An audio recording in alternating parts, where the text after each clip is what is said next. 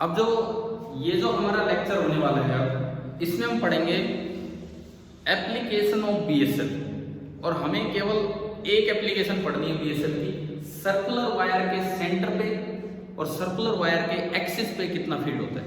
फिर हम एसीएल पे चलेंगे, उसमें 2-3 एप्लीकेशन समझनी है, एक स्ट्रेट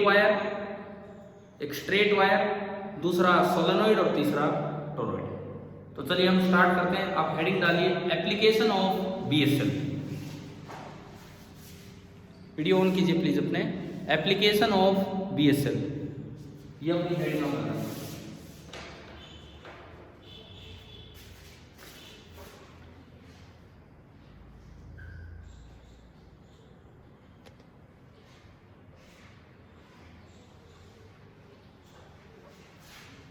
मैं लिखता हूं heading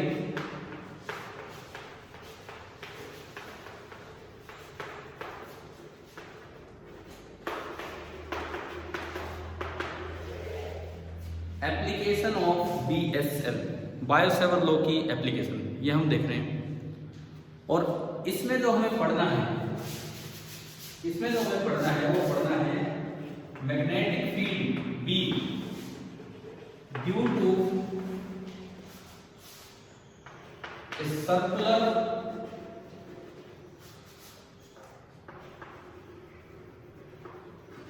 current carrying coil.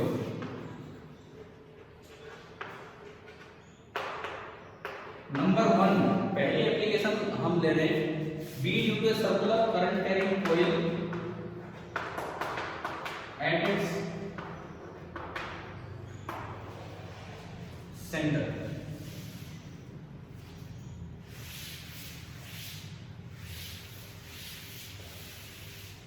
B due to circular current carrying coil at its centre. Heading डाल दी आप सभी ने? ठीक है, देखो देखिए, सपोज ये सर्कुलर करंट कैरिंग कॉइल है। ये मुझे एक सर्कुलर करंट कैरिंग कॉइल दी है जिसमें किसी भी तरीके से करंट फ्लो कर रहा है। कैसे? मैंने माना कि इसमें करंट ऐसे फ्लो कर रहा है, करंट है I, और जो इसका रेडियस है लूप का वो है R। Circular current carrying coil है, इसमें करंट फ्लो कर रहा है I, और जो इसका रेडियस है लूप का दैट इज R। अब इसकी वजह से मुझे इसके सेंटर पे फील्ड लिखना है। ये सेंटर मेरा फील्ड पॉइंट है, इस सेंटर पे कितना फील्ड होगा। अभी हम बीएसएल में क्या सीख के आए हैं? क्या एक एलिमेंट का फील्ड निकालना सीख लिया हमने? बताओ, एक एलिमेंट का फील्ड निकालना सीख लिया हमने बीएसएनएल में? बीएसएनएल नहीं, बीएसएनएल कहां है? बीएसएल में तो सब बीएसएनएल तो कुछ होता ही नहीं यहाँ पे। अब सुनो, सबसे पहले तो आप एक एलिमेंट मानिए, एक एलिमेंट मानो इसके टॉप पे। सबसे पहले एक एलिमेंट माना आपने। एलिमेंट मानना होता है करंट की डायरेक्शन में। यहाँ कहीं भी देखोगे करंट यूं, फिर करंट यूं, टेंजेंशियल। सपोज मैंने टॉप पे एक एलिमेंट माना, टॉप पे, बिल्कुल टॉप पे, और इस एलिमेंट को क्या बोलेंगे हम? अभी थोड़ी देर पहले आपने देखा था आइडियल। क्या एलिमेंट मानना समझ आ गया? एक डीएल, एक छोटी सी लंबाई मानी है तो उसकी डायरेक्शन टेंजेंशियल होगी, करंट की डायरेक्शन। ठीक है, फिर उसके बाद हमने सीखा था आर वेक्टर बनाओ। आर वेक्टर कैसे बनाते थे? उस एलिमेंट से फील्ड पॉइंट को ज्वाइन कीजिए। फील्ड पॉइंट कौन है? कहां फील्ड निकालना चाह रहे हैं? सेंटर। तो आपने क्या किया? उस आइडियल से सेंटर को ज्वाइन किया। ये आपका वेक्टर बना आर, ये आपका वेक्टर बना आर।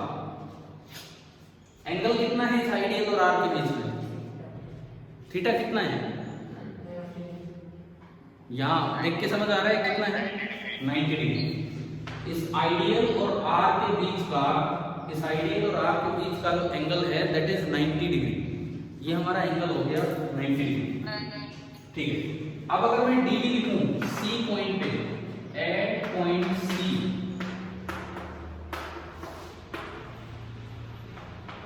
एट पॉइंट सी, अब अगर मैं डीवी लिखूं, डीवी, तो वेक्टर फॉर्म में तो लिखते हैं तो पूरा वो फॉर्मूला है, एक कांस्टेंट कांस्टेंट कितना म्यू नॉट अपॉन 4 पाई, उसके बाद आइडियल क्रॉस वेक्टर आर और डिवाइडेड बाई आर, यही पढ़ा था हमने अभी फॉर्मूला। अब मैं इस फॉर्मूले से डायरेक्शन भी निकालूंगा और मैग्नीट्यूड भी निकालूंगा। सबसे पहले आप लोग आइडियल क्रॉस आर करके डायरेक्शन देखो, अपनी कॉपी में देख लो आप, इनवर्ड क्या आउटवर्ड, दो ऑप्शन मैं आपको दे रहा हूं। मैं हाथ रख के दिखाता हूं, आइडियल पे हाथ रखना है, इस तरह घुमाना है कि उंगलियां आर की तरफ है, आर ऐसे बनाना है आइडियल, आइडियल क्रॉस आर। क्या मैंने हाथ सही रखा है? समझ आ रहा है? अगर आप ऐसे रखेंगे तो बाहर आएगा, ऐसे रखेंगे तो ऊपर जाएगा। तो आइडियल क्रॉस आर ऐसे रखा तो ये बाहर आएगा। तो मेरे पास जो डायरेक्शन आई, इस डीबी की जो डायरेक्शन आई वो आउटवर्ड आई। आउटवर्ड का सिंबल डॉट होता है कि क्रॉस होता है? डॉट। तो ये डायरेक्शन आ गई, डायरेक्शन तो ये आ गया हमारे पास, ठीक है जी। अब बात आती है इसका मैग्नीट्यूड की। मैं बात करूं इस डीबी का जो मैग्नीट्यूड होगा, इस डीबी का जो, और देखो ये खाली इसका ही आउटवर्ड नहीं आएगा। अब कहीं मान लो कोई बच्चा सोचे यार मैंने यहाँ माना होता, यहाँ आइडियल किधर बनता है? यहाँ पे, यहाँ आइडियल बनता नीचे, और यहाँ जो आर वेक्टर है वो इधर बनता। फिर दोबारा आप आइडियल क्रॉस आर करते हैं तो बाहर आता है। ये डायरेक्शन समझ आ रही है? ठीक है, कहीं भी कर दो ये बाहर ही है। हर एलिमेंट की वजह से, यहाँ के हर एलिमेंट की वजह से मैग्नेटिक फील्ड बाहर है, ठीक है। अब डीबी मैग्नीट्यूड की मैं बात करूं, क्रॉस प्रोडक्ट में साइन थीटा आता है कि कोस थीटा? Sine theta. ये आपका बनेगा mu naught upon 4 pi, cross product में साइन थीटा आता है तो ideal into R into sine theta कितना है इन दोनों के बीच? 90 डिग्री, साइन 90 डिग्री और डिवाइडेड बाई आर क्यूब। अच्छा जी, एक आर से एक आर गया, पावर 2 बची। क्या मैं इस डायग्राम को देख के कह सकता हूं कि आर का जो मैग्नीट्यूड है वो कैपिटल आर है? इस डायग्राम को देखो,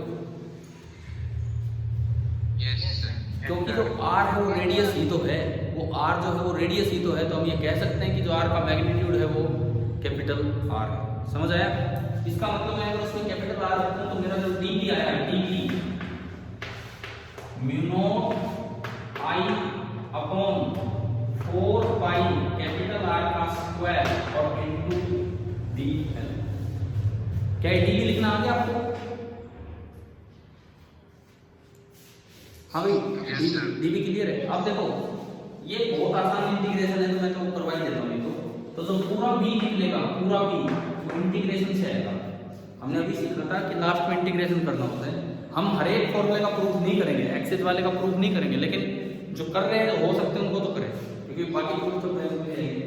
इंटीग्रेशन में क्या ये बात आपको पता है कि कांस्टेंट चीजें बाहर आ जाती है डिफरेंशिएशन या इंटीग्रेशन से?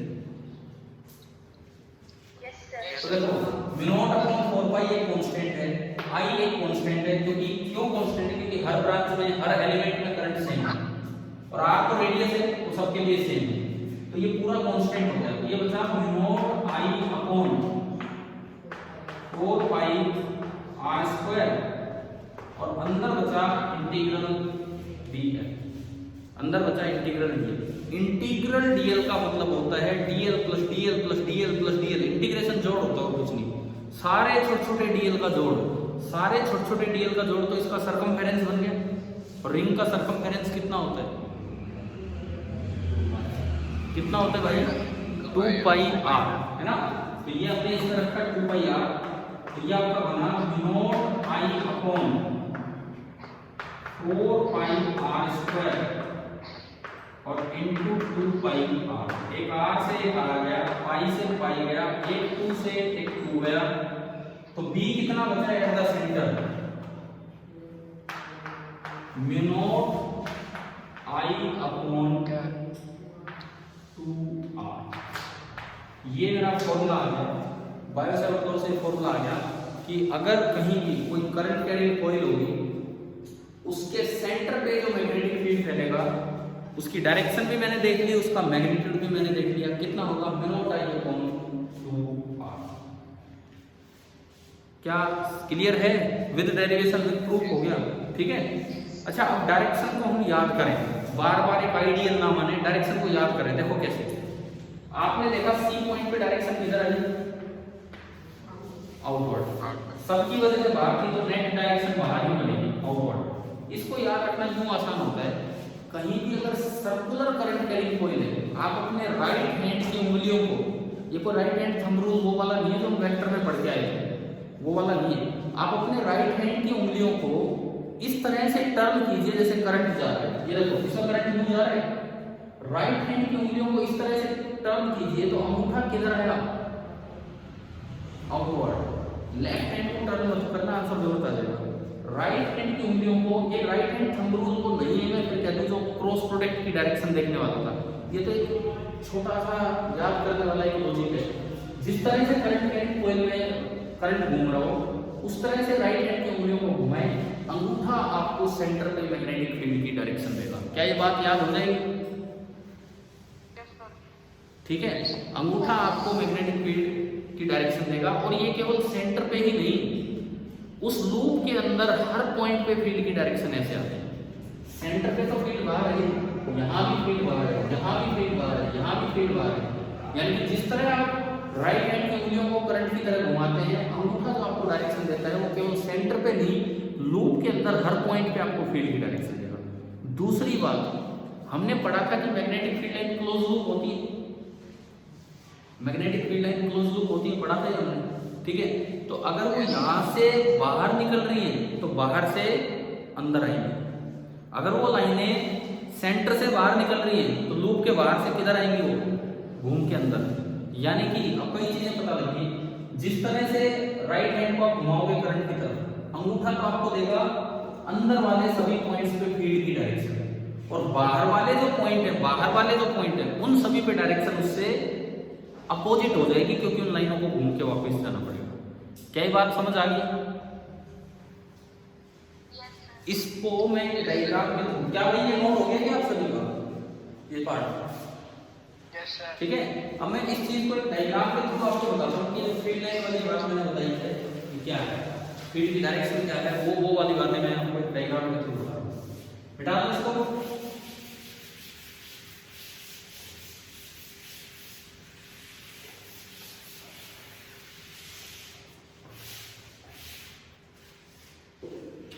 देखिए, सपोज आपको लूप ऐसे दे रखा हो,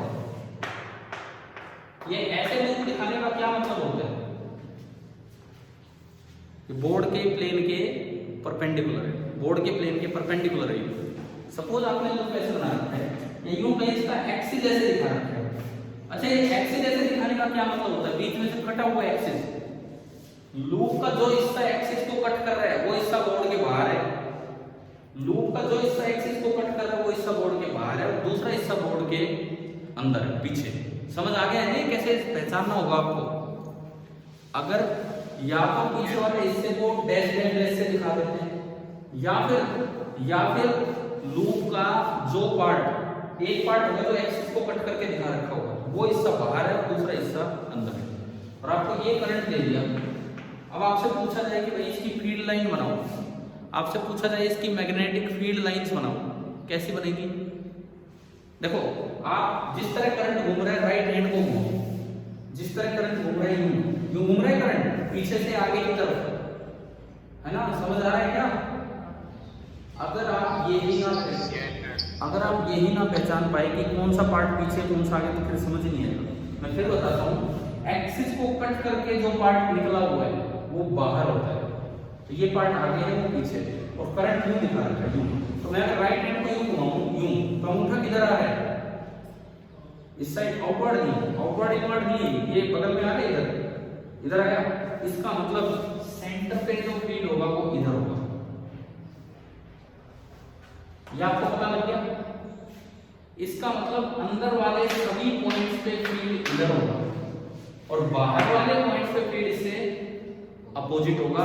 तो इन सब बातों को सोचते हुए अगर मैं इसकी फील्ड लाइन बनाऊं तो इसकी फील्ड लाइन ना ऐसी बनेगी, यहां से लाइन यू जाएगी और यहां से लाइन यू आएगी। ऊपर एक फील्ड लाइन बनाऊं तो ऐसी बनेगी,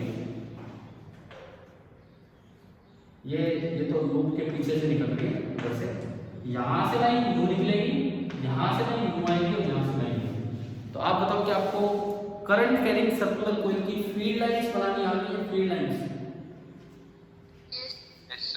बिल्कुल क्लियर है ना कैसे फील्ड लाइन बनानी है? ठीक है। अब इसके बाद अब मैं बात करता हूं मैग्नीट्यूड की। ये तो बात हमारी डायरेक्शन की होगी, फील्ड लाइंस बना ली, डायरेक्शन होगी। अब मैं मैग्नीट्यूड की अगर बात करूंगा तो मैं अभी केवल एक्सिस पे हूं, मैं और आगे पीछे नहीं जा रहा हूं, अभी मैं केवल एक्सिस पे हूं। एक्सिस पे भी केवल कहां? एक्सिस पे भी केवल कहां? इसके सेंटर पे। हमने सीखा कि सेंटर पे जो V होता है उसका फॉर्मूला है mu not I upon 2R, और इस म्यू नॉट की वैल्यू SI यूनिट में, इस म्यू नॉट की वैल्यू SI यूनिट में होती है 4 pi into 10 raise to power minus 7। इस म्यू नॉट की वैल्यू SI यूनिट में होती है for numerical purpose 4 pi into 10 to power minus 7। क्या यहां तक समझ आया? ठीक है। अब कई बार लूप में एक टर्न नहीं होते, एक से ज्यादा टर्न भी हो सकते हैं, या एक से कम टर्न भी हो सकता है, आधा टर्न आ गया, 1/4 टर्न आ गया। ऐसे में क्या ये फॉर्मूला वैलिड है? और वैलिड है तो किस तरह वैलिड होगा? तो यूं सुनो, if number of turns in loop, मान लीजिए वो कितना है n, नंबर ऑफ टर्न्स अगर लूप में n है तो जो v होगा v, तो इसको n से मल्टीप्लाई कर दो, यही है। एक टर्न की वजह से इतना, तो n टर्न्स की वजह से यूनिटरी मेथड लग जाता है इनटू n। तो ये v आपका हो जाएगा mu naught n I upon 2R। ये फॉर्मूला है सेंटर का। अगर n टर्न्स हैं तो B एट का सेंटर हो जाएगा mu naught n I upon 2R। अगर n टर्न्स हैं तो B एट का सेंटर हो जाएगा mu naught n I upon 2R। ये फॉर्मूला आपका सेंटर पे वैलिड है। और इसमें खास बात ये है कि n may be less than 1 और n may be greater than 1, दोनों केस में वैलिड है। n may not be integer, n may be anything, n may be fraction, समझ गए हो? आधा टर्न है, 1/4 टर्न है, 2 टर्न है, 2.5 टर्न है, कितना भी है, तो n कुछ भी हो सकता है। n may be fraction या n may be non integer, n may be non integer, तब भी आपका ये फॉर्मूला वैलिड है। एक तो सवाल लेके देखते हैं कि कैसे आप इस फॉर्मूले को अप्लाई करेंगे। एक तो क्वेश्चन हम लेके देखते हैं कि कैसे आप इस फॉर्मूले को अप्लाई करेंगे, उन पे हम चलेंगे। नोट हो जाए तो तरह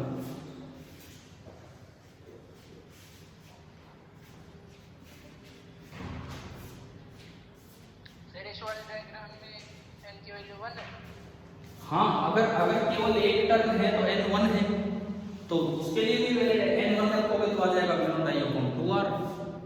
ठीक है, करेंगे सवाल नहीं इस पे न्यूमेरिकल की किस तरह से यूज होगा ये फॉर्मूला।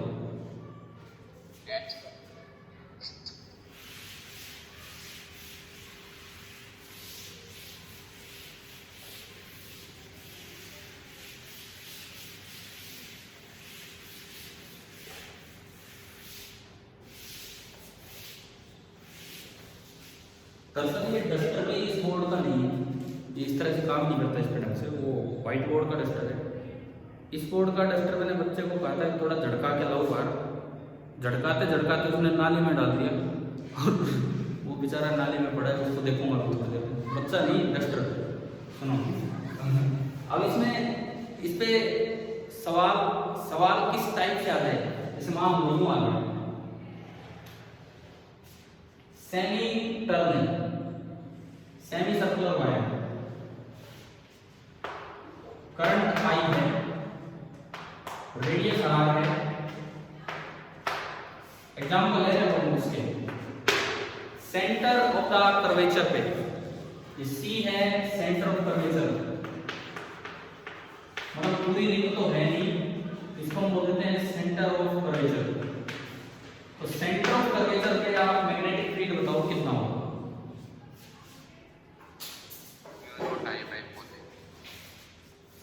हाँ, नंबर ऑफ टर्न्स कितने हैं यहाँ? पहली बात तो ये हाफ, नंबर ऑफ टर्न्स है हाफ। तो अब अगर मैं डी लिखूं, डी एट द सेंटर, आपने फॉर्मूला लगाया म्यू एन, एन कितना? Half I divided by 2r। दिख रहा है ना, समझ आ रहा है? तो ये P आपका बन गया, ये P आपका बन गया म्यू आई अपॉन 4r, B आपका आ गया mu naught I upon 4r। ठीक है, डायरेक्शन वही राइट हैंड को घुमाने वाला तरीका, करंट की तरह राइट हैंड को घुमाओ, ओहो उल्टा है, करंट की तरह राइट हैंड को घुमाओ, अंगूठा किधर आ रहा है? इनवर्ड। तो जो सेंटर पे फील्ड होगा वो अंदर की तरफ होगा, अंदर की तरफ, क्रॉस से हम रिप्रेजेंट करते हैं। बताओ, ये आ गया पहला एग्जांपल समझ?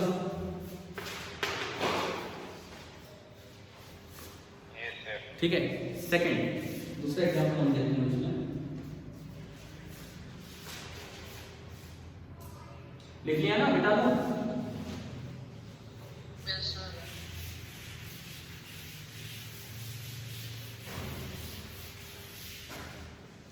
सपोज आपको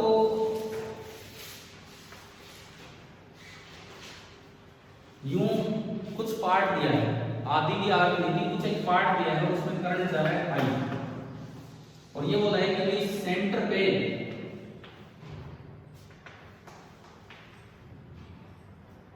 ये सेंटर ऑफ द कर्वेचर है सी, रेडियस इसका आर है, और हमें बोला गया है कि सेंटर पे इसने थीटा एंगल बना रखा है, थीटा एंगल।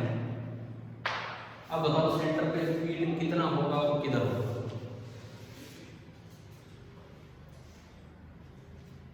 अब आपको बताना है कि सेंटर पे फील्ड, बस मुझे आप एन बता दो, एन बता दो।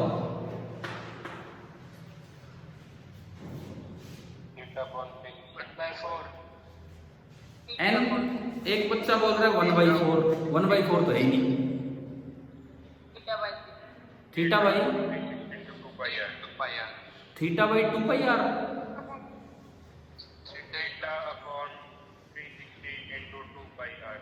ना जी ना, बिल्कुल गलत।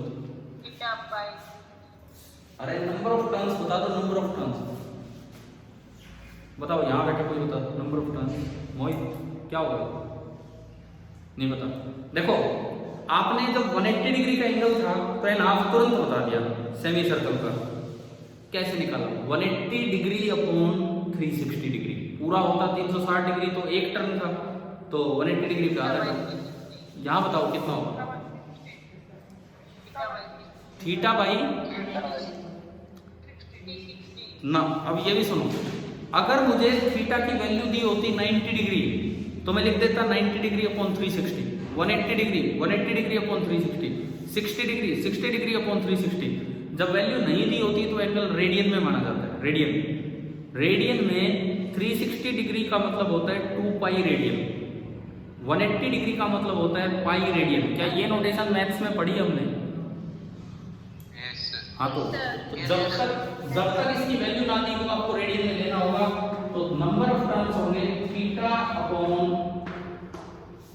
2 पाई, क्योंकि 360 डिग्री 2 पाई रेडियन होता है। नंबर ऑफ टर्न्स होंगे थीटा अपॉन 2 पाई। और अब जो b होगा that is mu naught n है theta upon 2 pi, mu naught n i divided by 2r। हाँ भाई बताओ, दिखना आ गया? और इसकी डायरेक्शन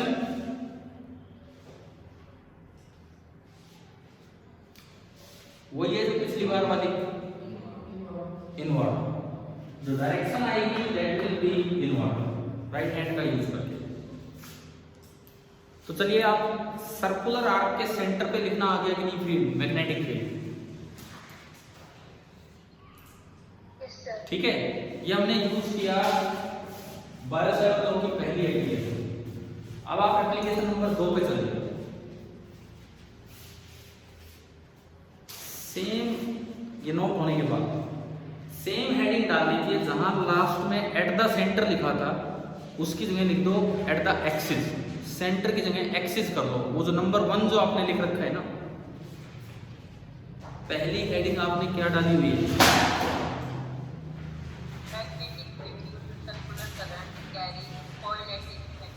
एट इट्स सेंटर की जगह कर दो एट इट्स एक्सिस, इसके एक्सिस पे एट इट्स सेंटर की जगह आप कर दीजिए एट इट्स एक्सिस, बस और कुछ नहीं।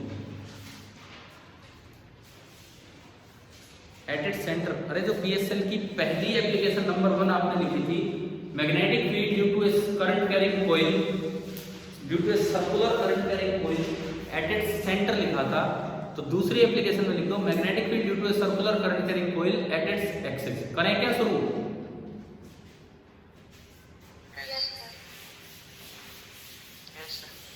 अब इसका प्रूफ हम नहीं करेंगे, वो हम 12th क्लास में करेंगे। इसका जो प्रूफ होगा वो हम 12th क्लास में करेंगे। तो यहां उसका रिजल्ट हम देखेंगे क्या है। मान लो ये एक सर्कुलर करंट कैरिंग कॉइल है और मैं कहता हूं कि इसमें यूं करंट जा रहा है I। अगर इसका एक्सिस दिखाऊं तो मैंने यूं लिखा है, ये इसका एक्सिस हो गया। फिर से वही बात है, एक पार्ट लूप का एक्सिस को कट कर रहा है तो वो पार्ट बाहर निकला हुआ है। समझ आ रहा है ना ये?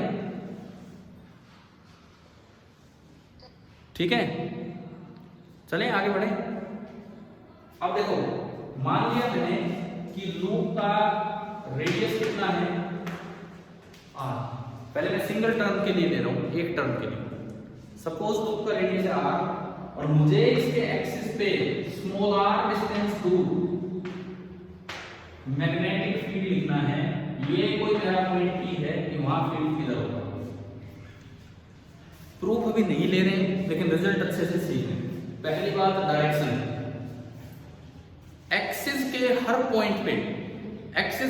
पॉइंट पे फील्ड की वो डायरेक्शन होगी जो सेंटर पे है, चाहे वो पॉइंट एक्सिस पे उधर हो चाहे वो इधर हो। सेंटर पे क्या डायरेक्शन है इसके लिए, यूं सेंटर पे इस साइड है, समझ आ रहा है? क्लियर हो रहा है? सेंटर वाली डायरेक्शन, सेंटर पे जो डायरेक्शन है वो इस तरफ आ रही है, तो एक्सिस पे भी डायरेक्शन इसी तरफ होगी, इसी तरफ। चाहे आप यहां निकालो और चाहे आपको यहां निकालो, एक्सिस पे भी डायरेक्शन इसी साइड होगी जो आपके सेंटर पे है। अब बी का मैग्नीट्यूड जब विदाउट प्रूफ लेंगे तो उसमें इंटीग्रेशन में कंपोनेंट करने पड़ते हैं, 12th में सीखेंगे। विदाउट प्रूफ हम इसको लेंगे। देखिए, b equal to mu naught I R square upon 2 times R square plus R square की पावर 3/2। ये एक्सिस पे फील्ड का फॉर्मूला है, mu naught I R square upon 2 times R square plus X square की power 3/2। क्या समझ आ गया है कि नहीं बताओ? ठीक है, एक बार वेरीफाई करो। हम इसे प्रूव नहीं कर रहे, हम वेरीफाई कर सकते हैं। मैं सेंटर का फॉर्मूला प्रूव कर चुका हूं, सेंटर पे फील्ड जानता हूं। सेंटर पे कितना फील्ड होता है? सेंटर पे mu naught I by 2r। अगर मैं इस फॉर्मूले को सेंटर पे लगाऊं तो स्मॉल r कितना होगा? अगर मैं इस फॉर्मूले को सेंटर पे लगाऊं तो स्मॉल r कितना हो जाएगा? 0। अगर मैं स्मॉल r 0 ले लूं तो क्या p पॉइंट सेंटर पॉइंट बन जाएगा? तो आप इसके नीचे लिखो स्पेशल केस सेंटर पॉइंट।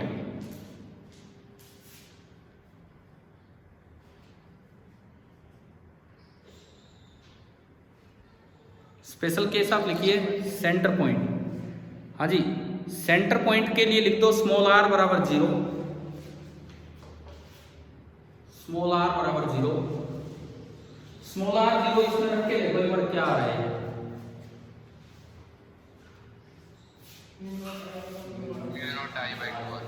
ये r तो हट गया, r स्क्वायर की पावर 3/2, पावर से पावर मल्टीप्लाई होगी, 2 से 2 कटेगा, r क्यूब बचेगा, ऊपर r स्क्वायर है, नीचे r क्यूब, एक r बचा नीचे, mu naught i by 2r। क्या क्या यही था कि नहीं हमारा फॉर्मूला सेंटर का?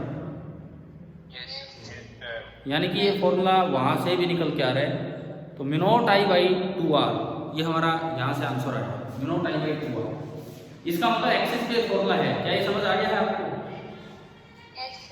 ठीक है। अगली चीज देखो, mu naught i by 2r आने के बाद अगली चीज ये है कि चलो इसका ग्राफ को मैं बता देता हूँ यहीं पे। एक बार ये यहाँ तक बोर्ड विजिबल है, नीचे तक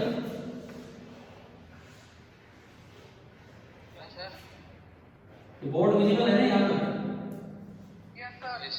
तो मैं स्मॉल r के साथ b का ग्राफ बनाऊं तो ये देखो ऐसा ग्राफ है, जब r मिनिमम होगा तो b मैक्सिमम होगा, क्योंकि r केवल नीचे आ रहा है और r मिनिमम है सेंटर पे r कितना है 0, तो यानी कि सेंटर पे के b मैक्सिमम होगा, सेंटर पे के b मैक्सिमम होगा और दोनों साइड ये b यूं डिक्रीज करेगा,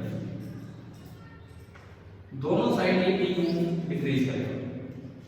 अब इसका कारण दो कि मैंने उधर भी b पॉजिटिव दिखाया है और इधर भी b पॉजिटिव दिखाया है, इसका क्या कारण है? मैंने इधर भी पॉजिटिव दिखाया तो इधर नेगेटिव भी तो हो सकता था, नीचे भी जा सकता था, नीचे क्यों नहीं बनाया? बोर्ड खत्म हो गया इसलिए, नीचे इसलिए नहीं बनाया। आप एक कोई डायरेक्शन देखो, क्या इधर और इधर क्या दोनों जगह b की डायरेक्शन सेम है कि नहीं? क्या यहाँ भी और यहाँ भी दोनों जगह b की डायरेक्शन सेम है कि नहीं?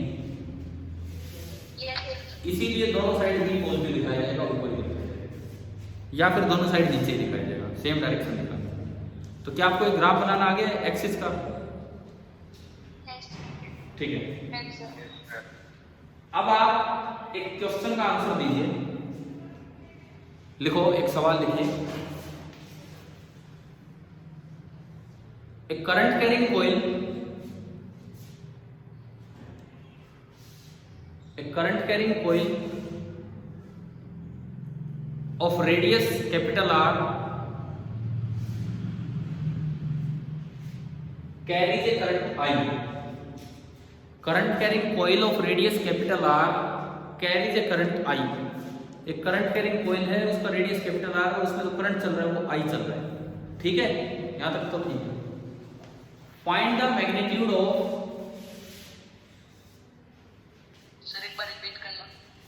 a current carrying coil of radius capital R is carrying a current I।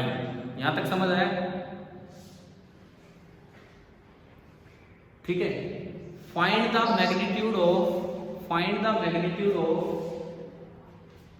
Magnetic field, find the magnitude of magnetic field at a point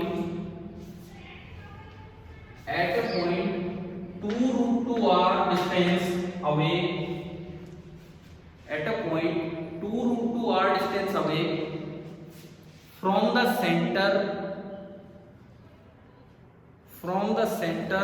on the axis,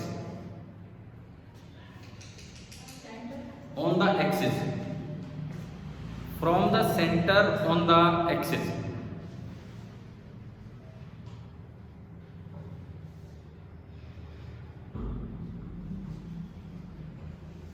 From the center on the axis। अब formula लगाना है, केवल लगाओ तो केवल formula लगाना है, diagram अपने आप सोचो अब क्या है।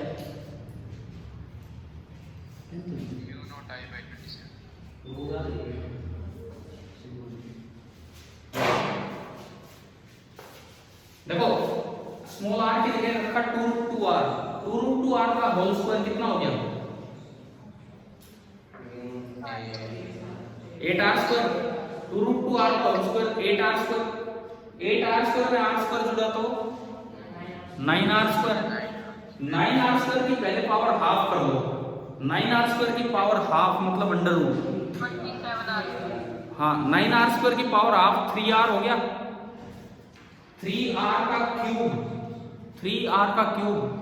27r क्यूब, और फिर r स्क्वायर से r स्क्वायर गया तो जब v आया mu naught I upon 27r, क्या यही आएगा क्या? Yes sir. है ना भाई? तो आपको समझ आ गया एक्सिस पे फील्ड कैसे निकालना होता है।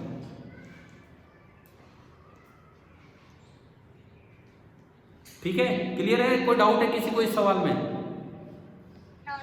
ठीक है, अब फिर वो n टर्न्स वाली बात हम करते हैं। n टर्न्स वाली बात, ये तो एक टर्न है, अगर n टर्न्स हो तो इनटू यहां क्या आ जाएगा n, लिख दो, ये अलग से लिख दो।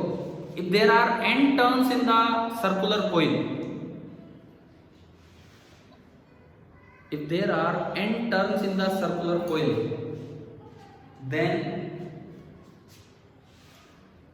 B बराबर एक्सिस का फॉर्मूला बनेगा mu naught n I r square upon 2 times r square plus x square की power 3/2, 2 times r square plus x square की पावर 3/2।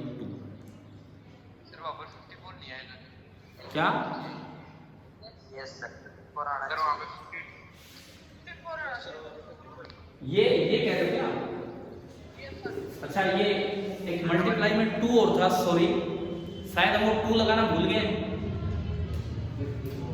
हाँ ठीक है, अब ठीक कर लो, वो मल्टीप्लाई में 2 और था तो वो आएगा 54, वो 27 नहीं, 27 बना दो 54 बनेगा पिछले सवाल में। चलो ठीक है, मैं आगे बढ़ता हूँ। अभी अगर n टर्म्स है तो क्या आपने फॉर्मूला ये लिख लिया है, लेकिन सेंटर में और यहां एक फर्क है। सेंटर का वो फॉर्मूला तब भी वैलिड है जब n इंटीजर ना हो। मैंने लिखवाया था n में भी नॉन इंटीजर लिखवाया था। यहां पे आप फील्ड तभी भी पाओगे इस फॉर्मूले से जब n इंटीजर होगा, नहीं तो हमारे लिए कैलकुलेट करना बड़ा मुश्किल हो जाएगा। तो यहां आगे लिख देना n must be integer. Integer मतलब पूरे टर्म, 1 टर्म 2 टर्म 3 टर्म, तो n मस्ट बी इंटीजर, ये लिख देना आप यहां पे, प्रोवाइडेड कि n मस्ट बी इंटीजर। तो अभी आप बताओ, क्या एक्सिस पे और सेंटर पे और हर जगह आपको b लिखना आ गया है? सर ये स्मॉल x का क्या मतलब है यहाँ पे? क्या क्या क्या? स्मॉल x, मतलब x अपने स्मॉल r के इक्वल ये है ना? x क्या है? x कहाँ है? अच्छा वो ठीक है, ये स्मॉल r ले लो, स्मॉल r, वो x मैंने लिख दिया, मैं उसको x हो गया था, स्मॉल r ले लो। तो अभी आप बताओ कि आपको BSL और उसकी एप्लीकेशन समझ आ गई? ठीक है, अब हम ये मीटिंग ऑफ करते हैं, ये ऑफ हो भी गई अपने आप। कल ACL पढ़ते हैं, कल ACL और उसकी एप्लीकेशन, वही टाइम हमारा 4 से 5 बजे। Thank you.